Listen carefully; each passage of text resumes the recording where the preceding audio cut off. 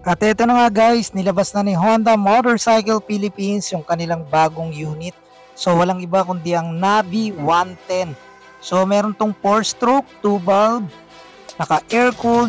So 109cc to be exact yung kanyang engine displacement. Meron tayong bore stroke na 50.0 by 55.6 mm.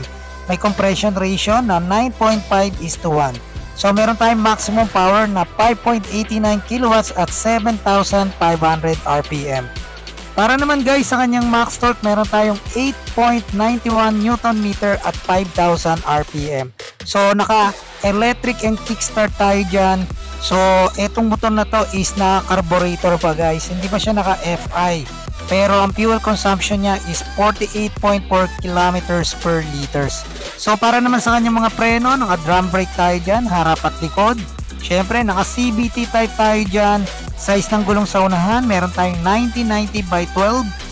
Para naman sa kanyang likuran, 90-100 by 10. So meron tayong wheelbase na 1286 mm at meron tayong curb weight na 104 kg. So ang kanyang seat height 762 mm at may ground clearance na 148 mm. Yung kanyang full tank capacity guys is 3.5 liter. Medyo maliit no? Pero okay na rin para sa ganyang klase ng motor. Para naman guys sa kanyang overall, so meron tayong 1,808 by 748 by 1,039 mm. So guys, ang motor na to mabibili nyo sa halagang 55,900 yung kanyang introductory price. Pero ang SRP niya talaga is 58,900. Ang motor na to guys is may apat na kulay no, ang white, Patriot Red, Black at yung tinatawag nila na Ranger Green. Ito yan, yung Ranger Green. Okay, so soon magiging available na yan sa inyong mga paboritong Honda dealership. So ano pang hinihintay nyo?